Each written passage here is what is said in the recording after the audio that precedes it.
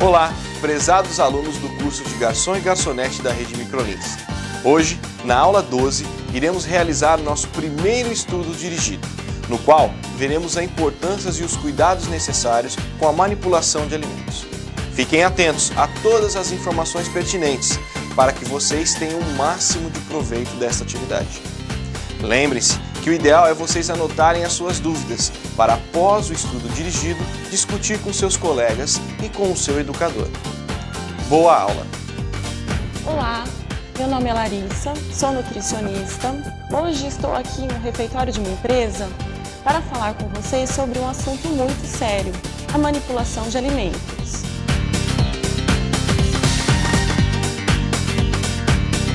A manipulação de alimentos é a ação de produzir, vender, transportar, porcionar, embalar, entregar e receber alimentos até seu consumo pelo cliente final. Todas essas fases envolvem o manipulador de alimento. Quem é o manipulador de alimentos? O manipulador de alimento é toda e qualquer pessoa que trabalha com alimentação, que tenha contato direto com o alimento em toda a fase do seu processo, seja na produção, porcionamento, embalagem, armazenamento, até o consumo. E vocês, garçons e garçonetes, vocês são manipuladores de alimentos? Sim, é isso mesmo. O fato de vocês servirem o cliente colocam vocês na condição de manipuladores de alimentos.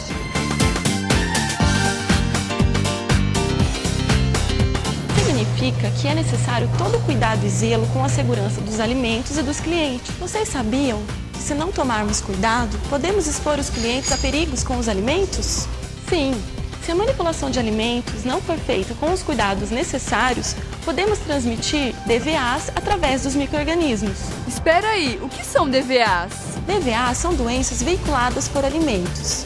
Essas doenças são causadas pela ingestão de um alimento contaminado por um micro-organismo, que pode causar a infecção alimentar ou uma intoxicação alimentar. O que são micro-organismos? Os micro-organismos são formas de vida microscópicas que vivem em vários lugares e podem se multiplicar quando encontram condições propícias.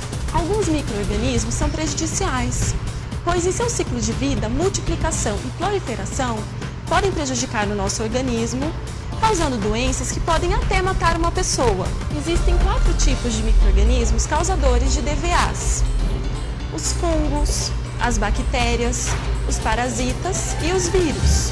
Para ilustrar, podemos citar como exemplo a bactéria Salmonella, o vírus da hepatite A e o parasita solitária. Então, todos os micro-organismos são os nossos inimigos? Não, nem todos os micro-organismos são nossos inimigos. Alguns são utilizados para dar sabor e aroma aos alimentos, como o fungo utilizado na fabricação do queijo gorgonzola, e também os lactobacilos utilizados na fermentação do leite e na produção de iogurtes. E o que devemos fazer para evitar esses micro-organismos? A higiene é algo imprescindível.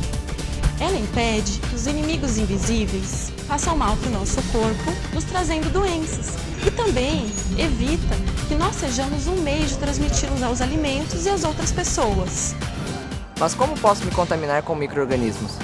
Esses micro-organismos, eles podem ser encontrados nas matérias-primas, nos alimentos crus, na água, nas embalagens, nos insetos, no nosso corpo e nos equipamentos. Eles são transmitidos para os alimentos através do manipulador. É através de vocês, garçons e garçonetes, que os micro-organismos podem contaminar o alimento, causando assim uma contaminação microbiológica. Hã? Contaminação microbiológica? A contaminação microbiológica é quando um micro-organismo invisível a olho nu e vivo está presente nos alimentos, nos equipamentos e também no nosso corpo, esperando para entrar no nosso organismo. Podemos propiciar a contaminação microbiológica de várias maneiras. Contaminação cruzada é a transferência de micro-organismos de uma superfície para outra. A contaminação cruzada acontece quando o manipulador utiliza o mesmo utensílio para cortar 2 alimentos diferentes. Como exemplo, uma peça de carne bovina e uma peça de frango. O manipulador deve cortar primeiro uma peça para depois lavar a faca e usá-la para cortar a outra peça. A contaminação química é provocada por produtos químicos, como os pesticidas, agrotóxicos, excesso de desinfetantes na salada, utensílios de cozinha molhados. Por isso, Após a desinfecção da verdura, deve-se lavar em água corrente para não haver resíduos. Lavar e secar muito bem pratos e travessas. Secar bem os utensílios ao ar livre ou com panos limpos e tomar cuidados com produtos de limpeza. Contaminação física é causada por agentes visíveis a olho nu, como cabelos, pedaços de metal, pedaços de esponja, madeira, vidro, pregos, adornos, como os anéis, pulseiras e brincos. Como podemos evitar todas essas contaminações?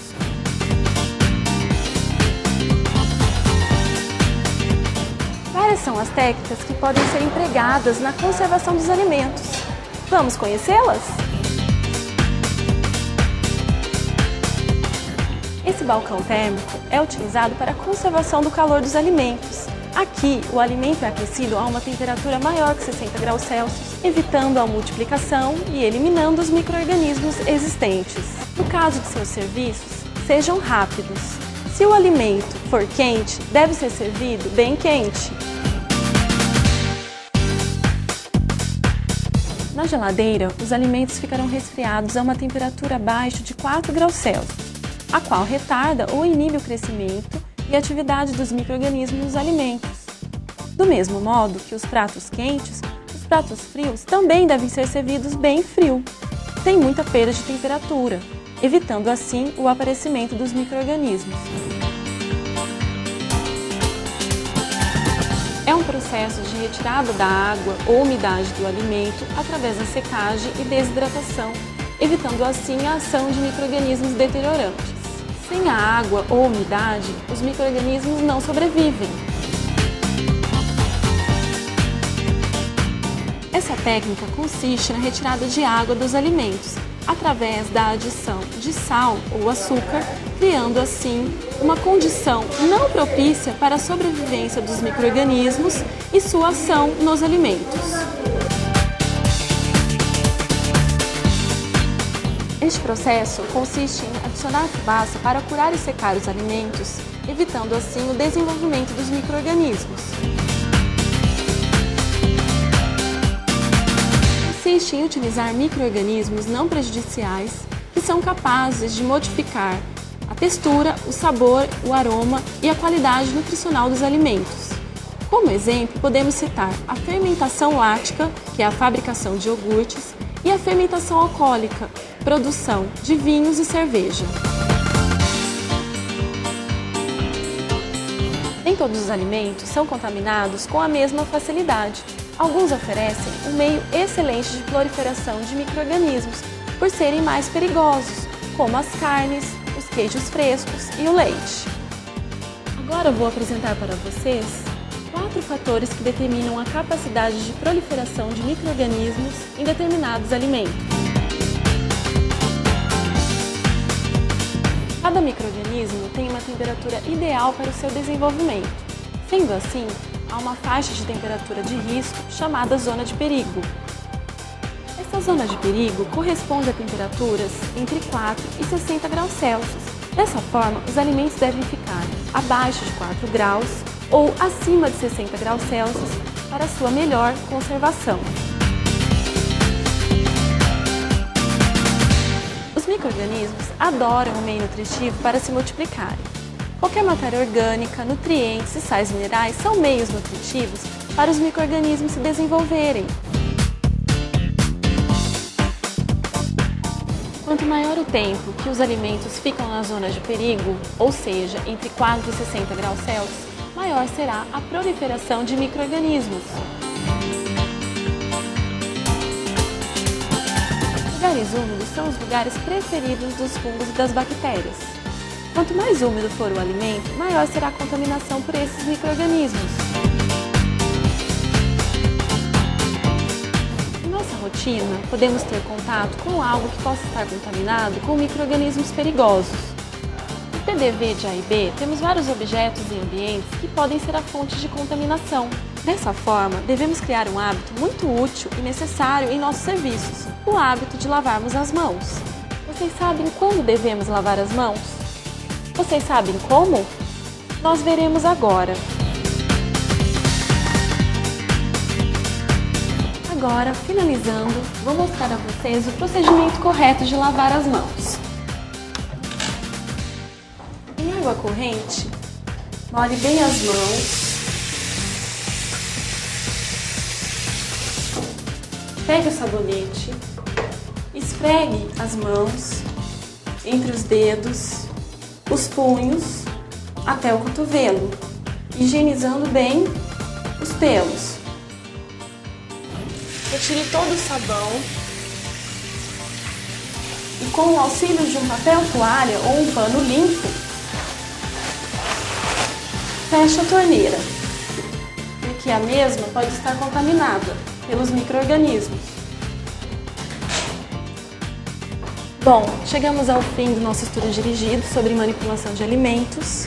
Espero ter contribuído para a formação de vocês. Sucesso na profissão e até breve! E então, o que acharam? Vocês viram quanta coisa está ligada em nosso trabalho e às vezes não nos damos conta? É assim que a gente forma a nossa capacitação profissional, com o conhecimento das coisas, com o estudo. Hoje, nós vimos a importância da higiene e dos cuidados necessários para que não transformemos o nosso trabalho em algo que possa prejudicar a saúde e a satisfação dos clientes. Agora, façam um debate com seus colegas, troquem ideias. Fiquem à vontade, porém, preparem-se, pois na aula 23 teremos outro estudo dirigido muito importante, para que possamos aprender sobre outra coisa fundamental em nossa função, o atendimento ao cliente. Ok? Até a próxima!